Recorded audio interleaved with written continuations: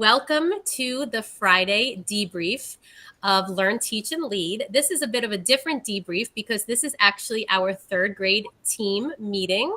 So I want to welcome back Linda and Caitlin, who are my third grade colleagues. Thanks for having us back. So Hi. exciting to have our team meeting like this. You know what? This is like innovative because we've never done a team meeting on a video call. So it's really cool. But you know what? We've been doing some really awesome things this week. And I wanted to jump on just to tell everybody because, I know it's that time of year that we're working on a lot of skills with our third graders. And I think that it really is worth mentioning what we did. So I'm just going to give a brief synopsis and then I'll have you guys chime in for your reflection on it as well. This week in the third grade, we were super busy. We went on, I guess you could say, like a mission, a 3-day sprint, if you want to call it, with our writing for our third graders, trying to get them ready for fourth grade and fill in all the gaps that we need to do so before they can be successful leaving third grade and going into fourth. So we did kind of a reflection loop this week. We started on Tuesday with a literary analysis, not paired texts, where the students had to read two texts and look at the pictures, which was different for them. They really do not do this too much in third grade. And they had to look at the picture and describe a prompt that was talking about the action in the picture, not necessarily describing the picture of the character traits in the picture. So they were the prompt was specifically looking for the action of what the characters are doing in the picture. And we found that was a little difficult for them because after running the data through Magic Schools and ChatGPT and looking at their writing, we came up with that they were really more so looking at the character traits and the details in the picture and not so much describing the action of those pictures. And I'm going to give you a chance to chime in a minute. I'm just going to go through the whole run through, and then we'll kind of go back and revisit the main points that we want to tell our colleagues about that maybe can help them with this 3-day sprint. So right away, we looked at those supports that were needed for looking at that picture and talking about the action. And we did some reflective teaching the next day. We ran the data. We looked at what the students needed support in. And right away, the next day, we did a lesson on using the MMM method, which is make it your own. What does it mean and why does it matter? And I'm going to share my screen to look at the actual action in the picture and talk about what the characters were talking about. So here's my MMM method. And we use this. We got together a third grade class. We looked at another illustration of a prompt, and we talked about using that already known concept of the MMM method that we use to write and structure writing to do another prompt. So that was right away. We did the prompt the first day. We reflected on it that night. We did another strategy lesson, a whole third grade strategy lesson the next day. Then Wednesday, we gave them a narrative piece of writing to look at. And they did the narrative prompt because we're trying to cover all of our bases, getting them ready for fourth grade. And we found also that they needed some support in the narrative prompt as well. So we covered the literary analysis, the paired texts. We did a strategy group for those. Now we went to the narrative prompt. We found our weaknesses. Now we wanted to do another strategy group for that one. And we came up with a slogan, don't just say it, be it. So that's a fun acronym for them to understand that they need to put the character's expression into their writing because that's what our data was showing us. Our data was showing us in order to meet benchmark and score a high number on the rubric for our scoring, both teacher scored and AI scored, they were lacking that emotion of the character.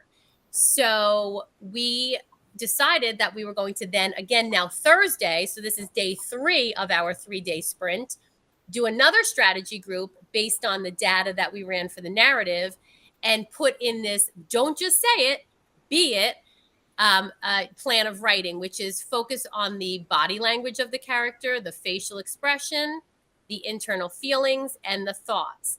We gave them 2 different prompt scenarios and we modeled for them how they would do this in the middle of their writing for a narrative. How would they do a B, an E, an I, and a T? And then we had them work in partners as well to do that, try to use that that be it method to really enhance their writing. Now I'm going to turn it over to my colleagues because I would love your input on, this was a 3-day sprint that we did in 3rd grade and we worked quickly. And I know for me, myself, I can work pretty quickly as a 3rd grade teacher, but scoring 24 writings within 3 days consecutively, reflecting on them, turning it around, doing a strategy lesson to really zone in on those supports that they needed. How did you find all of that using the AI models that we do now this year when we didn't have them in the past? It was really amazing to watch it all come together. I think in the past, it would have taken us a lot more time to sit, read through all the students' work, and come up with strategy groups. That would have been great, but wouldn't have pinpointed exactly what the kids needed, not only in our individual classes, but across the grade level. And I think with our findings with the data analysis, we were able to come to conclusions that the kids needed help in some of the same areas. So I think we were able to cover a lot of ground in a shorter amount of time than we normally ever would have been able to do before, just because we can't have that quick turnaround time from one day to the next all the time.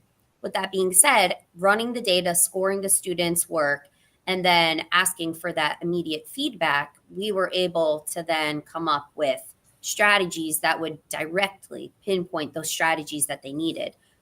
I think we can all agree that the students have the ability to really share those ideas, but they were lacking the strategies to help kind of pull out that depth of knowledge. So being able to do that, not only with my students, but with your students too, I think was really powerful.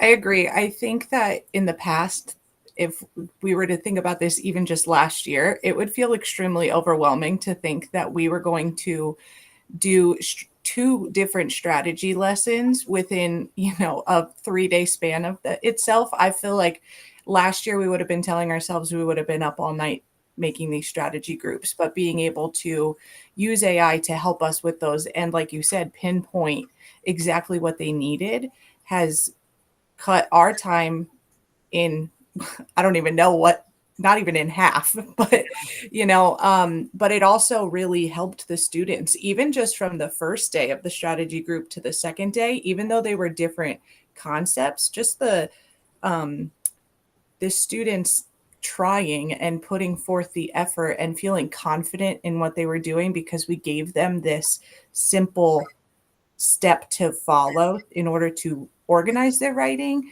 It just, their confidence boost across one day was phenomenal.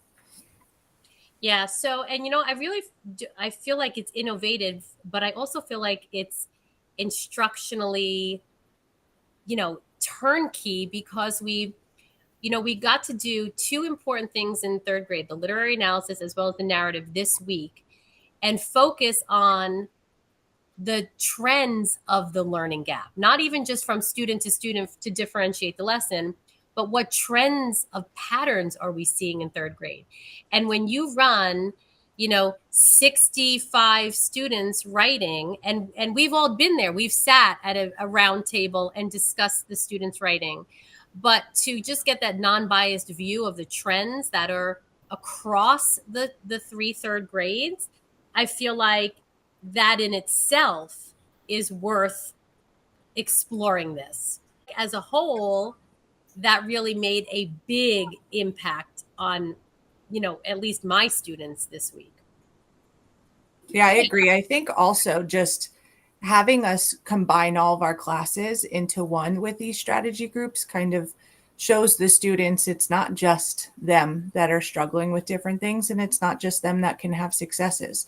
And just being able to talk to new people and share new ideas, and kind of, we all, although we're teaching the same thing, we all have our own teaching strategies, and therefore our students come out with different ideas. So being able to have those cross class conversations helps, our students get different viewpoints and different ideas from the other students in different classes. And to add on to that, I think we've all seen how powerful it is for the students to collaborate and to lead and teach each other. And I think, of course, we are leading these strategy groups with all of our students. We're giving them these skills, these strategies, but then to see them learn from each other as they're sharing their ideas out. Even yesterday, one student decided to write a simile using the be it for, how, what's the body language, how are they feeling? And that trickle effect of that, the ripple effect of that was really wonderful to see, because then the other kids are like, oh, I know how to write a simile, let me try. And then they were excited to learn from each other. And I think hearing those ideas, not from their teachers but from their peers, they're able to see, oh, well, I can do that too, I know how to do that. So it's nice to see them collaborate and learn from each other, and not just from us, but from their For sure. classmates. For sure. I think the motivation, I think the feeling of confidence I saw, even, we combined twice this week. The first day they were a little bit more hesitant, right? And then the second day when they came with their peers, I know one student particularly raised their hand and really said that, that prompt response with confidence. So I was so excited to see that. What just to and that is the learn teach lead model, right? So that was awesome to witness this week on our 3-day sprint in third grade.